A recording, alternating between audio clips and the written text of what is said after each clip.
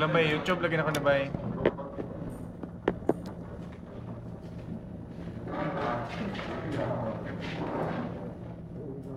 Sige po.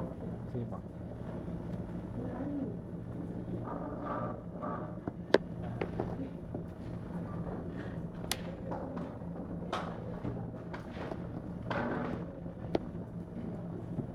Klaro ba? Malatos oh.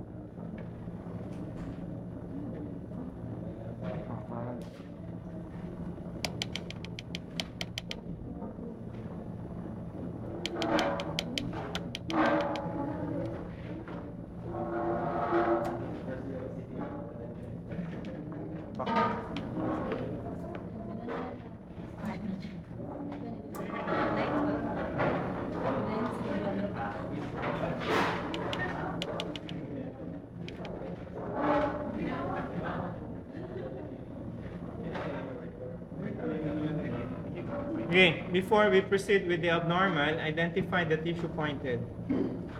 Or the tissue shown pointed. Okay, cardiac muscle fibers. Now, the abnormality that you should be able to identify for this slide should be, okay, that amorphous pinkish deposit of proteins.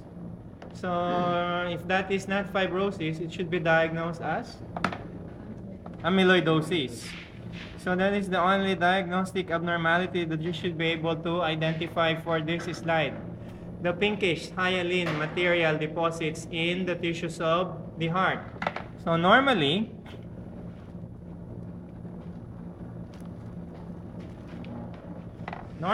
that should be the appearance of the cardiac muscle fibers. There should be no intervening connective tissue, or there should be scant connective tissue intervening between the muscle fibers. Now, if you are seeing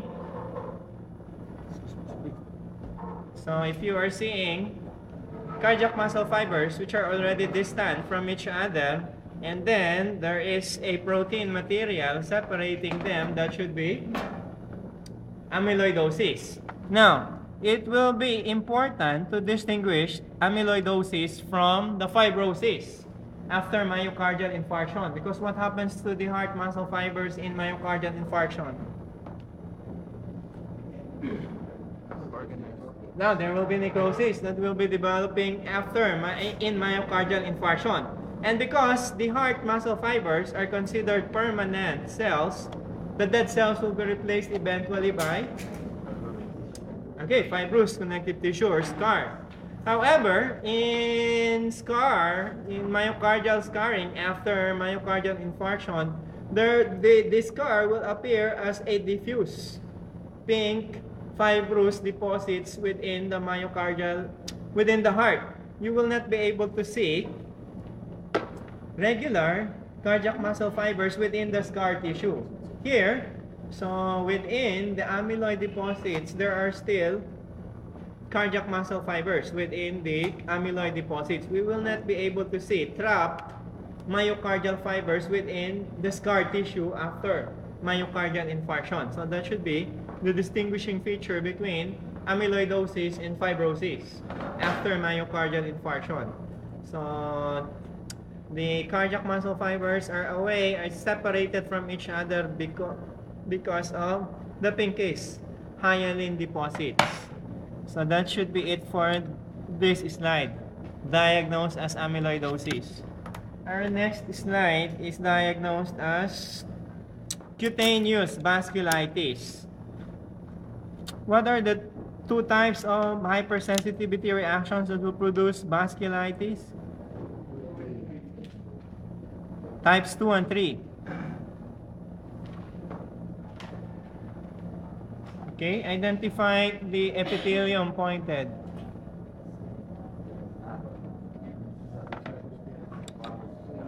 Okay, stratified, squamous, keratinizing. And then that pointed structure should be very good, the hair follicle. So the abnormality that you should be able to identify for this slide should be seen in the blood vessels. Now, that's one blood vessel, that is another blood vessel, that is another blood vessel. Let us zoom in to the features or to the morphology of that blood vessel pointed. What are the three layers of the blood vessels starting from the innermost? Intima, media, and then adventitia. Okay, unfortunately, for this blood vessel, we will be able to say that that is a blood vessel because contained in the lumen are red blood cells. And then unfortunately, because of the hypersensitivity reaction present in that patient, the wall of the blood vessel is already infiltrated by neutrophils. So those pointed cells, which are polymorphonuclear in structure, are actually neutrophils. We are not anymore able to appreciate the three layers composing the blood vessel wall because of the neutrophilic infiltration and the corresponding destructive effects that will be produced by the neutrophils once they release their reactive oxygen species and then their lytic enzymes. The tissues of the wall of the blood vessel will become necrosed. It will become digested by those chemicals mentioned. And then aside from that, what will be the other mechanism of destruction that will produce that type of necrosis?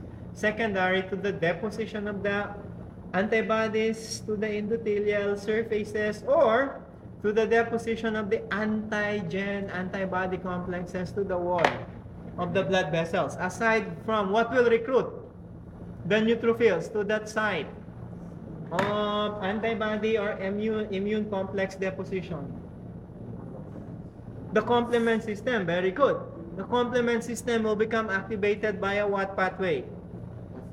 Classical pathway, so that it will hold true for both types 2 and types 3 because both types will have involvement of the antibodies. So there will be activation of the complement system by a what fragment of the antibody? The Fc fragment. And then because of the activation of the complement system, what will recruit the neutrophils to the blood vessel wall? C5a. Okay, C5a. And then aside from the neutrophils exerting their destructive effects to the wall of the blood vessels, what else will contribute to the destruction of the tissues of the blood vessel wall? The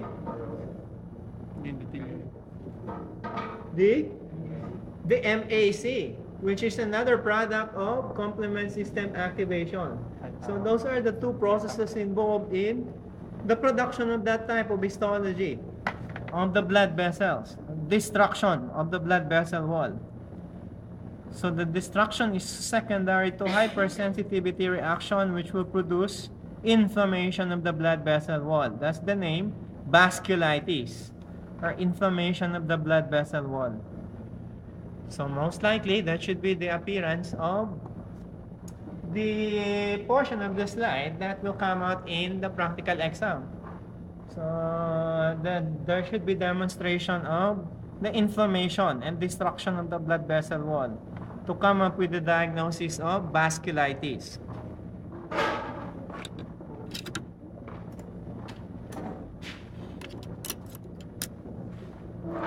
Our next slide is diagnosed as Goodpasture's disease, which will affect that organ.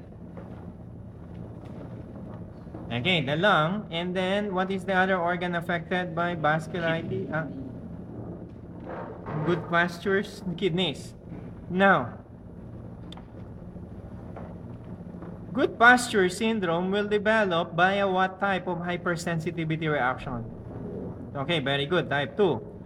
There are antibodies that will be produced by the immune system which will attack and actually produce vasculitis. Particularly, the antibodies involved in Goodpasture syndrome will bind to what particular antigen in the blood vessel wall? What particular component of the blood vessel wall is attacked by the antibodies in Goodpastures? The basement membrane, particularly what component of the basement membrane? Okay, type 4 collagen. And then kindly read on what specific antigen of type 4 collagen is attacked by the antibodies. Okay, alpha 3. Antigen of the type 4 collagen fibers. And because of the binding of the antibodies to the blood vessel wall,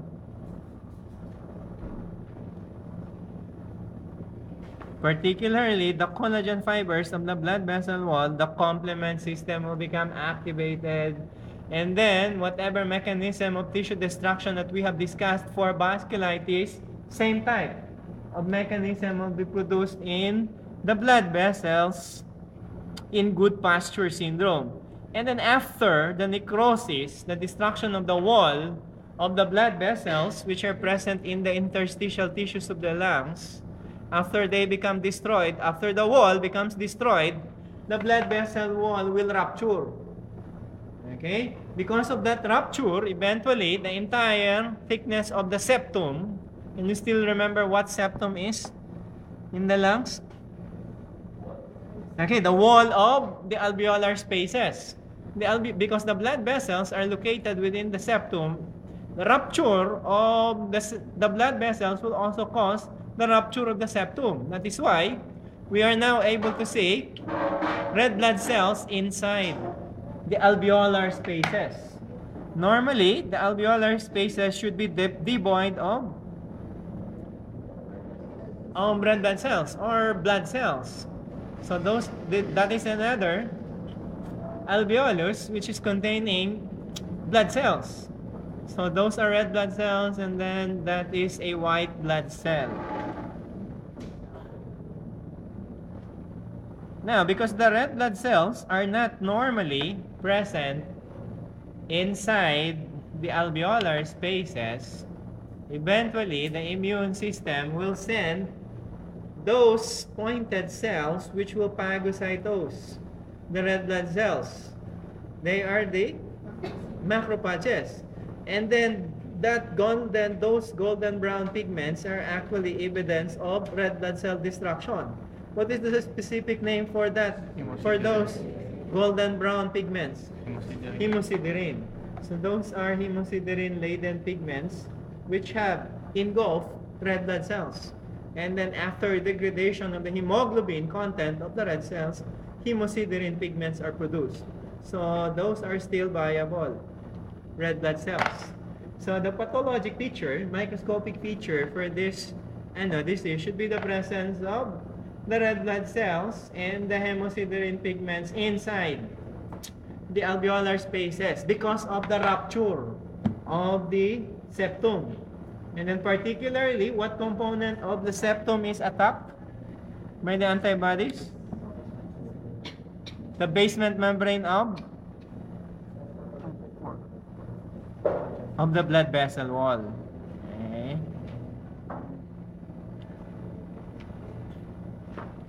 So on low power magnification, that is what you should be able to see in good posture syndrome. There are alveolar spaces which are filled with cellular blood cells.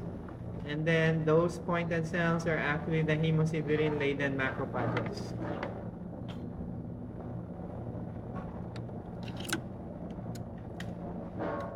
By the way, if you have any question or clarification, please feel free to butt in para hindi nyo makalimutan.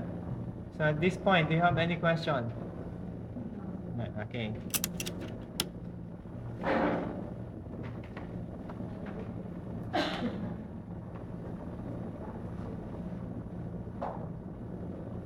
Okay, this next slide should be easy to diagnose if you will just look at your manual. So after good postures is tuberculosis. Now, what type of inflammation is involved in tuberculosis? Granulomatous inflammation. What type of necrosis will be produced? Okay, caseous or caseous type of necrosis. Now, you have seen this in the prelims. That is the appearance of caseous necrosis. Pink pa rin. So to distinguish it from amyloidosis, parang pink pa rin, how will you be able to know that that pointed portion is already necrosed tissue or dead tissue? It will be your basis for saying that that is a necrotic tissue already. The absence of cells, the absence of nucleus of the cells, the absence of nucleus. Now, how do you define a granulomatous inflammation?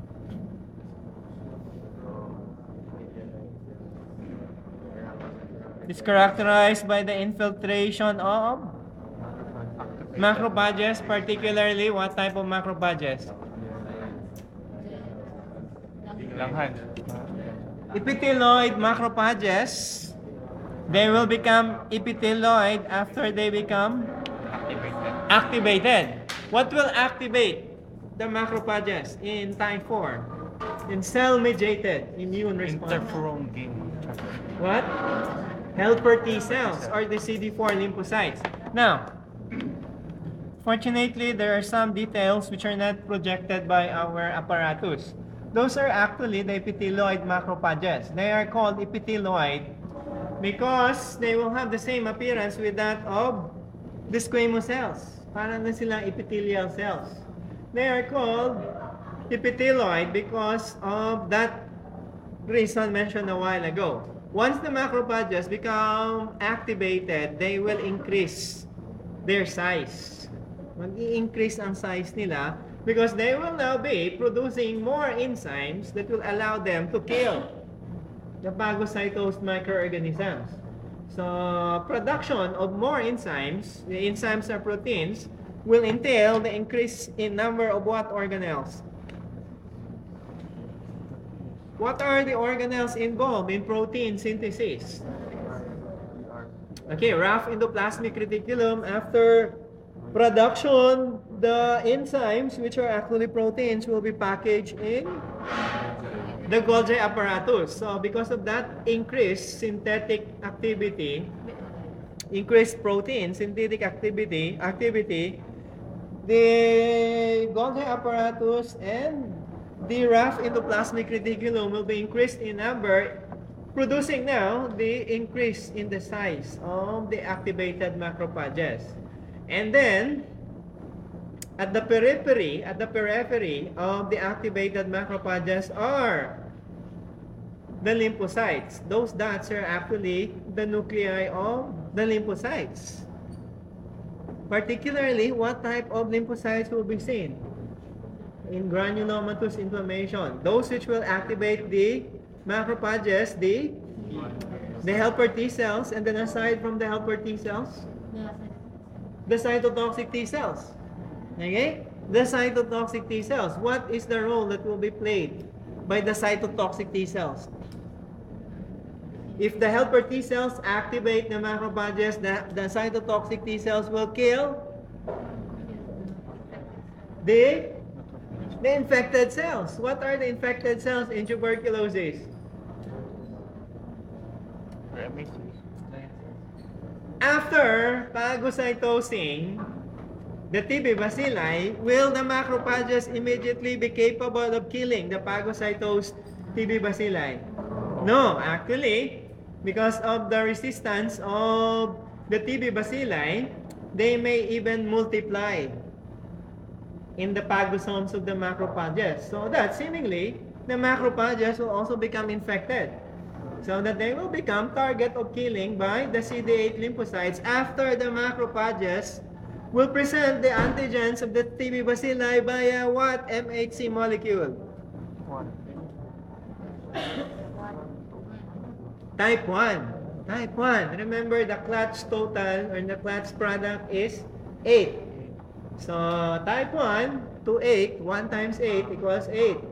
So, for type 2, MHC, it should be presented to CD4 lymphocytes to come up again with the product of 8. So, CD4 lymphocytes and then CD8 lymphocytes, what will produce the characteristic caseous necrosis? What will cause the development of caseous necrosis? What are killed in tuberculosis? Macrophages. The macrophages.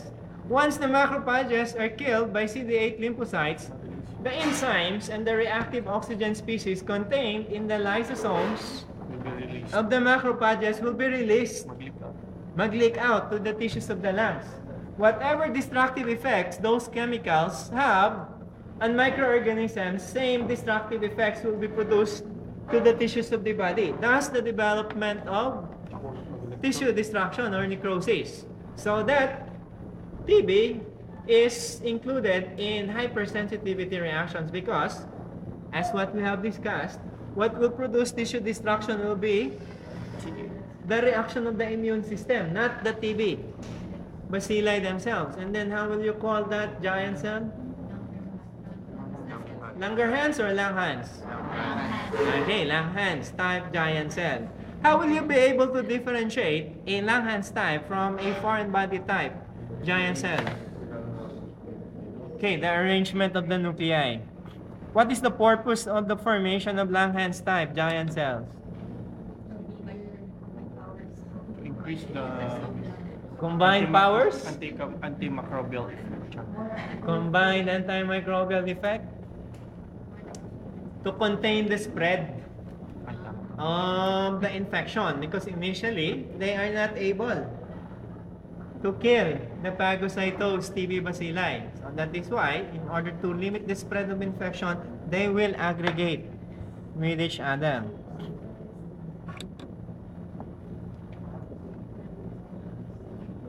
Okay, the features that we have discussed and then the mechanisms that we have discussed are the causes of the development of that type of hypersensitivity reaction and necrosis in tuberculosis.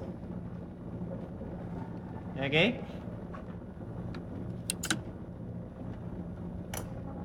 Now, before we proceed to the next slide, let us discuss a related condition with tuberculosis, sarcoidosis.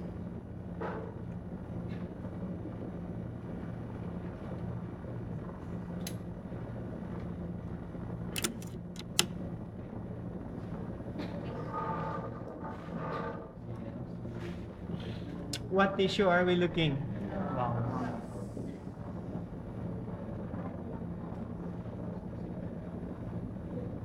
Okay, so those are the regular alveolar spaces and then the septum or the interstitial septum of the alveolar spaces. Now, our concern here should be that dark colored area. And let's zoom into that area.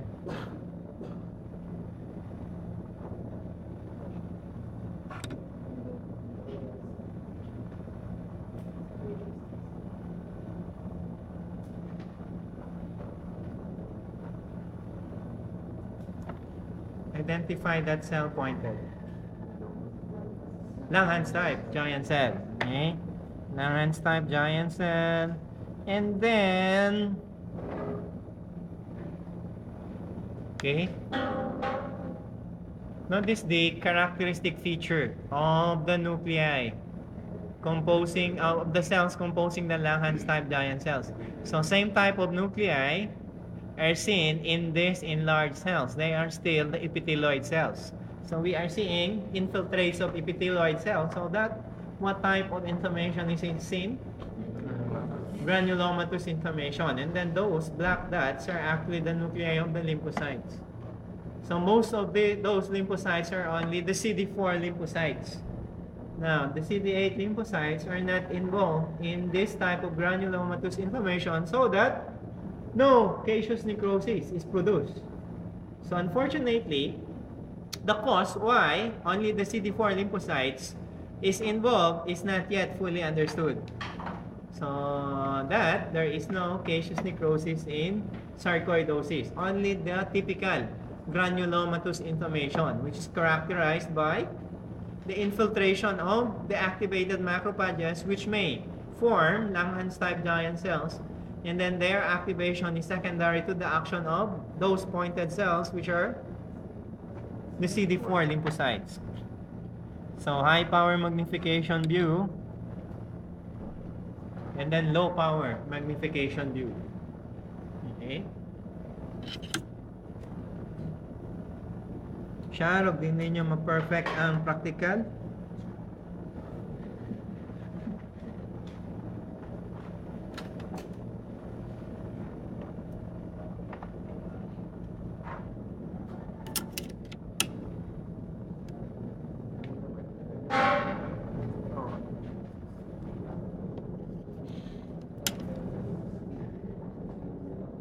Highest laboratory grade last prelim for our group is 93. So hopefully you will be able to exceed that grade.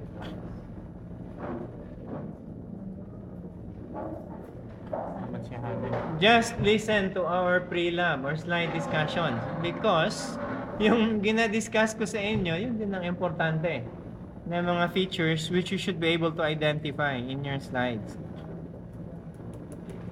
Okay.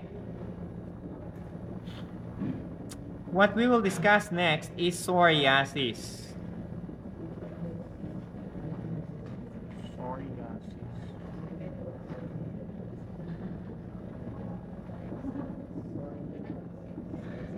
Now, psoriasis is another type of an autoimmune disorder wherein the lymphocytes will be recruited and attracted to a particular antigen in the squamous epithelium, stratified squamous epithelium. Have you seen a patient with psoriasis already?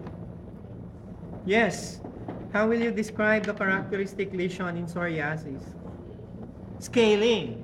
So there will be scaling because there is excessive or there is hyperkeratinization.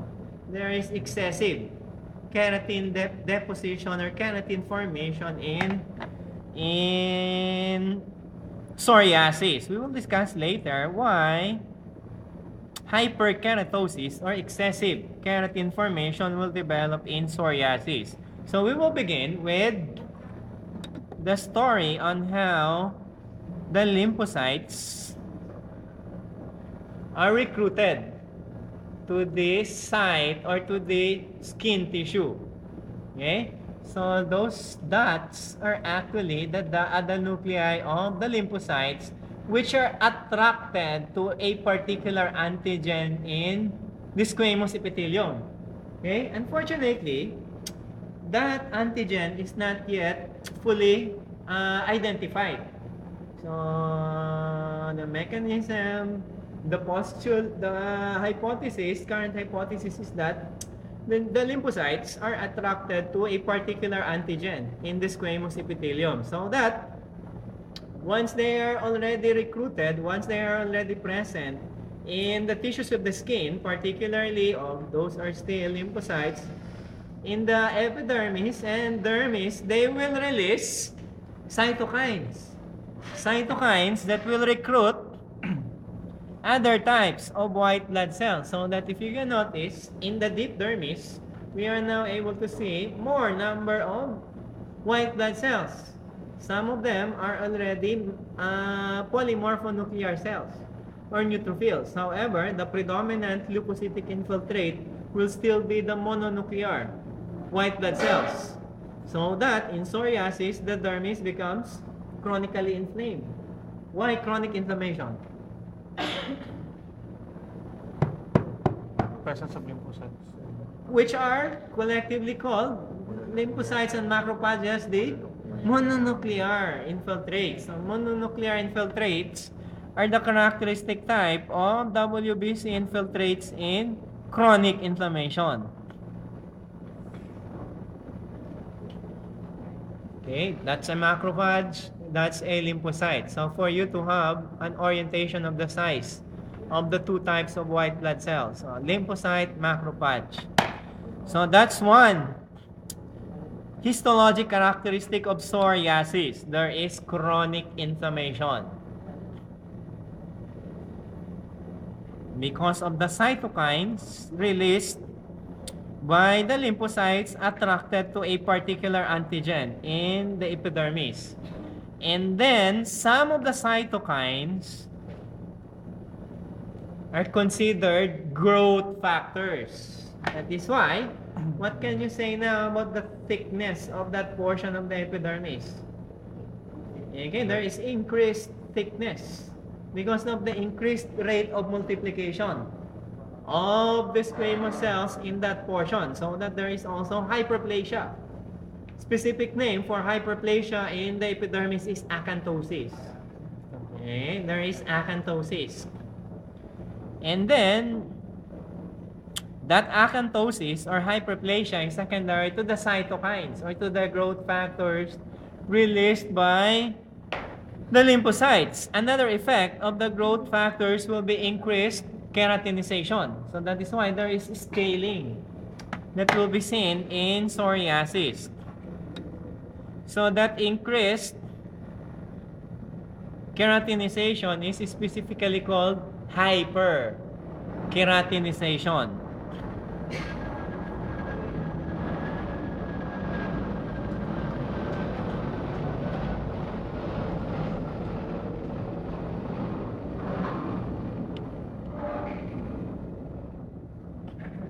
Now, another abnormality which you should be able to identify in psoriasis is the presence of the nuclei in the stratum corneum. Normally, the cells in the stratum corneum are still viable or dead already? Dead already, so that we should not be able to see any nuclei in the stratum corneum. However, because of the effects of the growth factors, that normal maturation pattern of cells is lost, so that some cells may still retain their nuclei even though they are already in the stratum corneum. That presence of the nuclei is specifically called parakeratosis. So that in psoriasis, we should be able to see acanthosis, hyperkeratosis, and parakeratosis. However, those changes are not specific for psoriasis only. Sa warts, mayroon ding makikita na gano'n na changes. So, specific changes for psoriasis aside from acanthosis, hyperkeratosis, and parakeratosis is that change which I am now pointing. Okay? What can you say about the thickness of the epidermis in that portion? Thin. So, that is another feature of psoriasis. There is thinning in the suprapapillary plate. So, that is the papillary dermis. There are dilated blood vessels. Okay? Because of that dilatation of the blood vessels and inflammation in the papillary dermis, the overlying epidermis becomes thinned out. So, in individuals who will have this type of lesion, if you will scrape that overlying scale, magkakaroon ng pinpoint hemorrhage. Kasi nga, dilated ang mga blood vessels dyan. If you will scrape off the scale, madali nang masugat ang wall ng mga dilated blood vessels. Now, how do you call that sign? No. Auspitz sign. Wala pa pala kayo sa no? Mayroon kayong dermatology this year? Okay. So, Auspitz sign. Auspitz. A-U-S-P-I-T-Z. Auspitz. Okay. Bleeding after removal of the hyperkeratotic scale.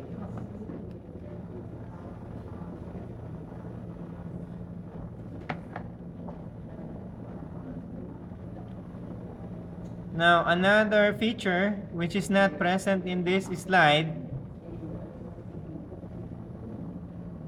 Okay, if that portion will be pointed in the practical exam, how will you call that abnormality? Parakeratosis.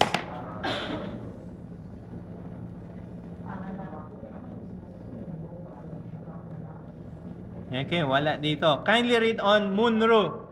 Munro microabscesses. Munro microabscess and the location of Munro microabscess. So those are the identifying features for diagnosing psoriasis. Okay? Notice the markedly thin epidermis overlying the dilated papillary dermis. Ano?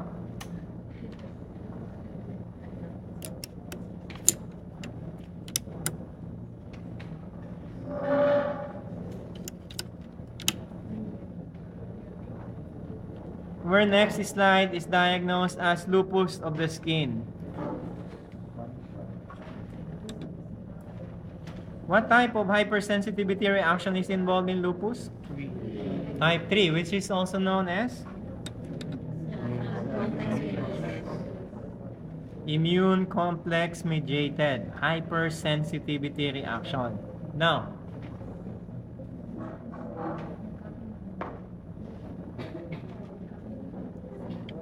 the immune complexes will become deposited at the dermo-epidermal junction of the skin.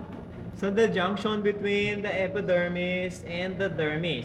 So that, if you can see, are you able to see nucleated cells in that pointed area?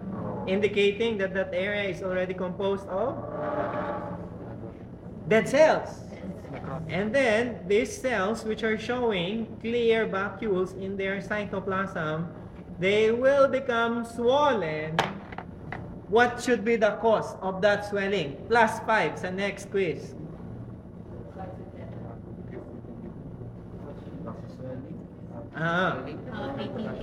Features of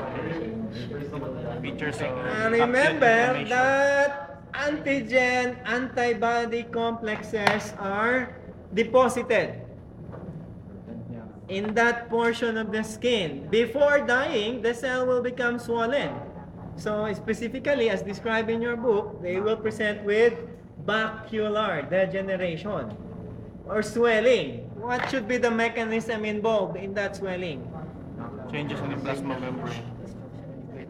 Plasma membrane alteration. Last 5.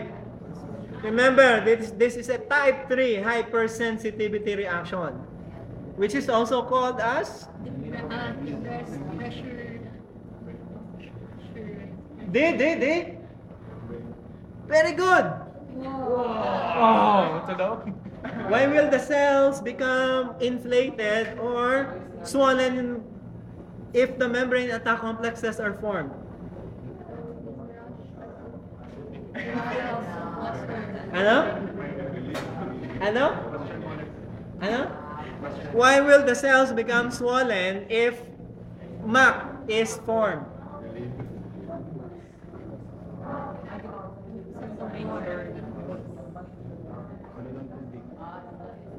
Oh, give him time, give him chance para makompleto niya yung 5 points. Sa pilyado niyo ba? Barrientos.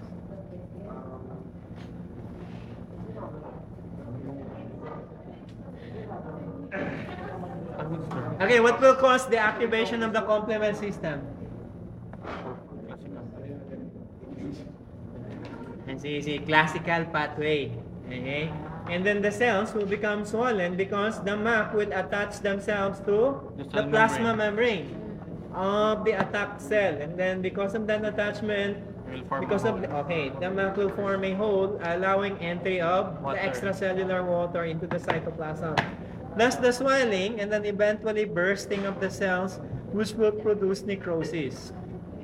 Okay? So specifically, that change in SLE can be, or lupus of the skin, can be confirmed via immunofluorescence microscopy. There should be deposits of immune globulins and complement proteins at the dermo-epidermal junction. There is a good picture in the chapter of immune system disorder.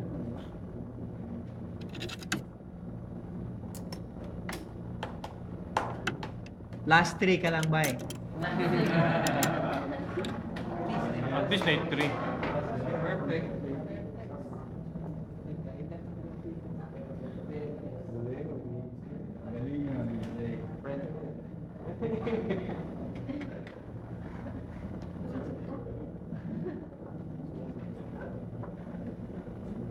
Our next slide is asthma.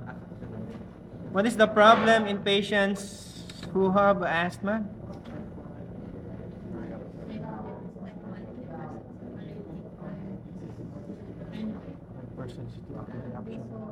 Okay, if you will encounter a patient in the emergency room with an asthmatic attack, what will be the main complaint of the patient? Difficulty in breathing or dyspnea. What will cause the development of dyspnea in asthma? Bronchoconstriction. The bronchi or the bronchioles? Okay, the small airways, the bronchioles. Eh? That is one bronchiole. How will you be able to say that that is a bronchiole? Okay, the absence of the plate of hyaline cartilage. So that,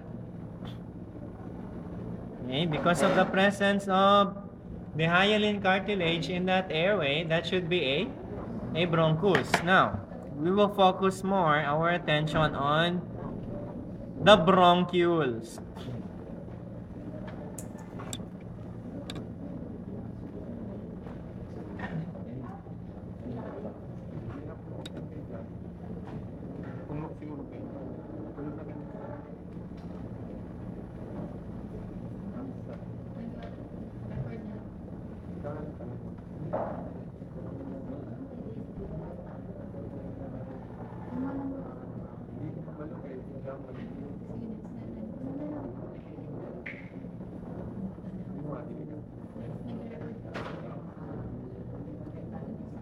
Okay.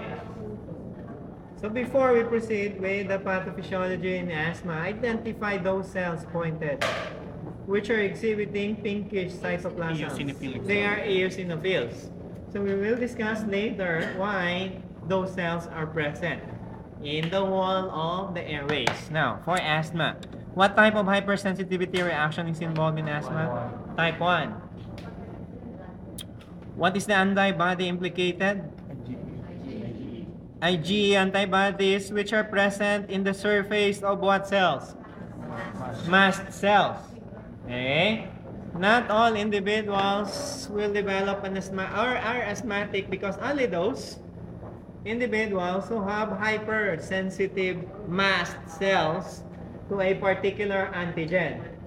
What will command the mast cells? What will produce the IgE antibodies? Plasma cells, which are originally the B cells. What will command the B cells to produce? Primary. The helper T cells. Okay, the helper T cells. After the helper T cells encounter a particular antigen or, in the case of hypersensitivity reaction, allergen. Okay? Once the IgE antibodies are already at the surface of the macrophages, re-encounter with the same antigen or allergen will trigger the binding of that allergen to the surface of the mast cells, to the IgE antibody of the mast cells. That binding will cause the activation of the mast cells, which will come in the form of degranulation. A lot of chemicals are released from the granules of the mast cell. We will begin with the effects of histamine. What are the effects of histamine? Okay, vasodilatation. So aside from histamine, what are the other chemicals which will cause vasodilatation? Leukotrienes and the prostaglandins. So that is a dilated blood vessel. Aside from being dilated, what is the other condition presented by those pointed blood vessels? Congestion. What will cause congestion? What will cause the development of congestion?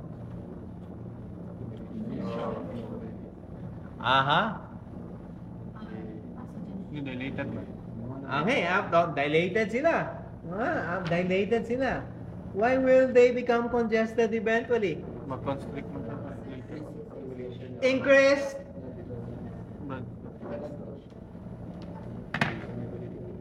What are the cardinal manifestations of inflammation? Increased permeability. water from the blood will be escaping through the wall of the blood vessels because of increased vascular permeability. Histamine will dilate. What will increase vascular permeability?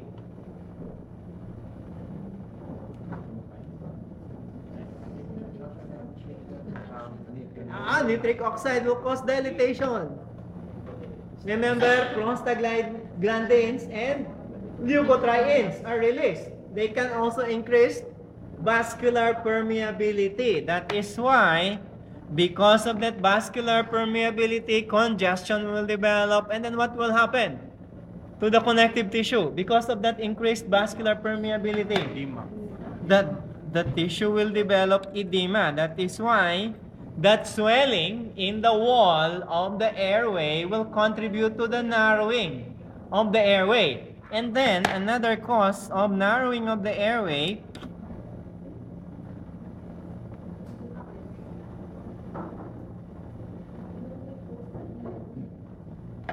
identify that tissue pointed.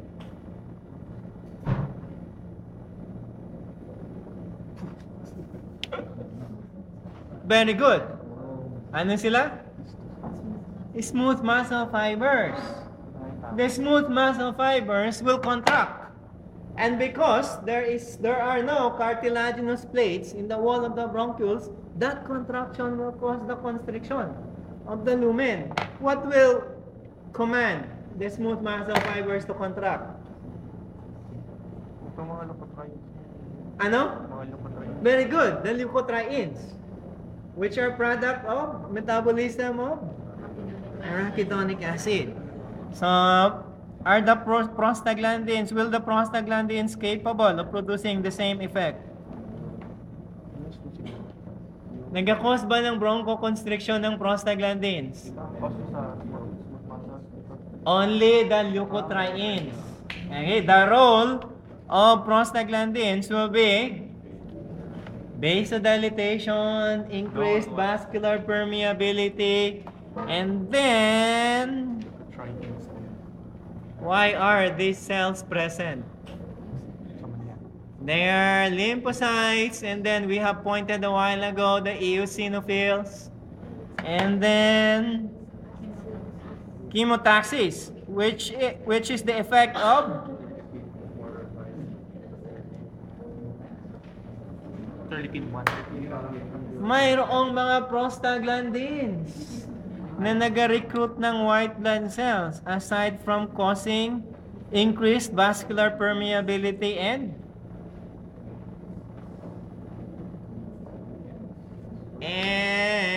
vasodilatation. Now, can you still remember the late phase reaction in asthma? Okay, yeah. There is prolongation or sustenance of the bronchoconstriction. But before we proceed,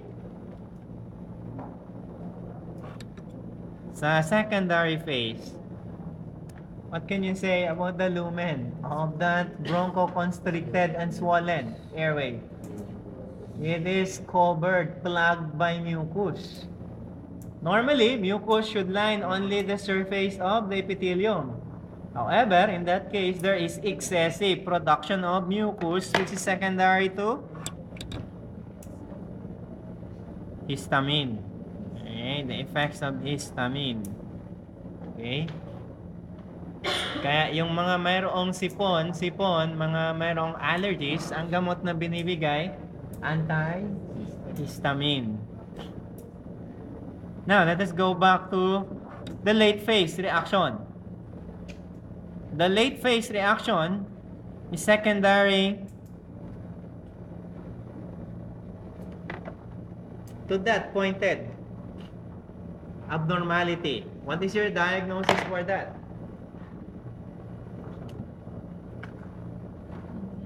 Very good. Once you see infiltrates of blood vessel of white blood cells, that organ is inflamed.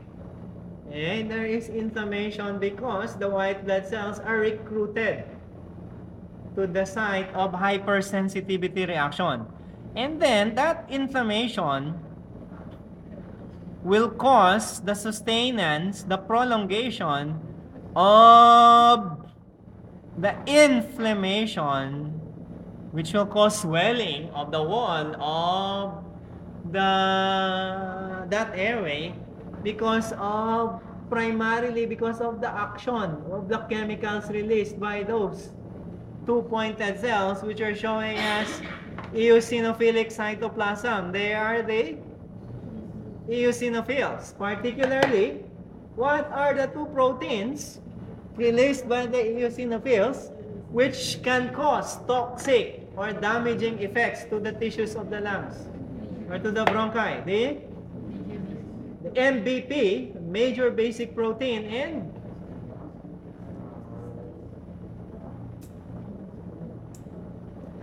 the ECP. Okay, that will be your assignment.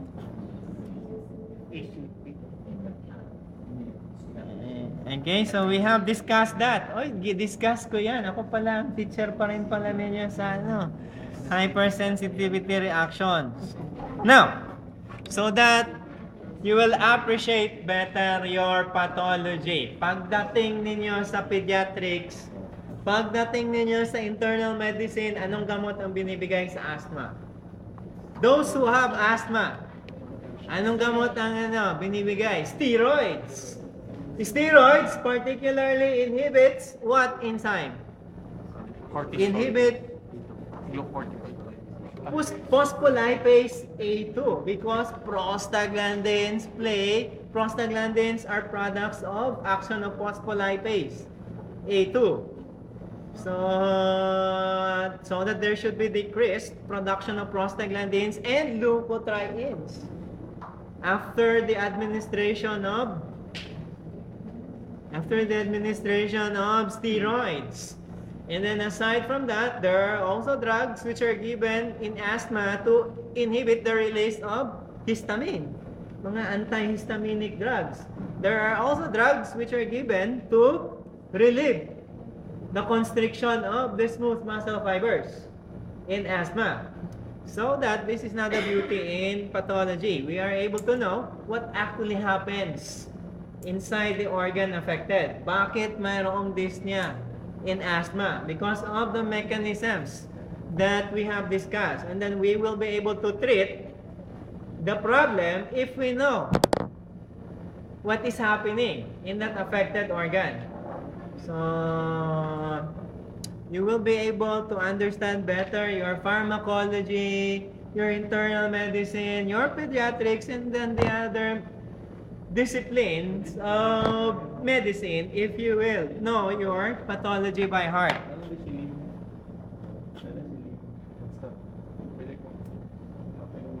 Okay, because as you will discover later, pagdating ninyo sa 4th year, mayroong mga handbooks of treatment. Nakadinumero na doon kung anong gawin sa pasyente. Pagdating sa ER, pagkakita nyo, mayroon kayong makonsult na patient.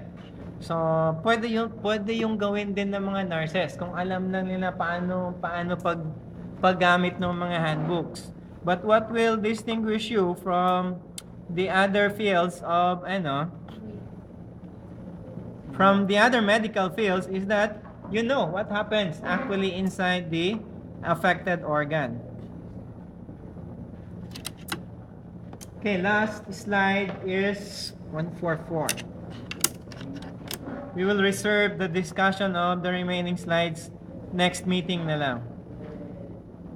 Yay! Kapoy na po, no? Next meeting na lang. Anyway, 1, 2, 3, 4, 5, 6, 7, 8, 9. And we still have 2 more meetings next week. Okay? So we will continue next meeting. And then prepare for another quiz on Wednesday. Connect, please, Doc. Same pa rin. Okay.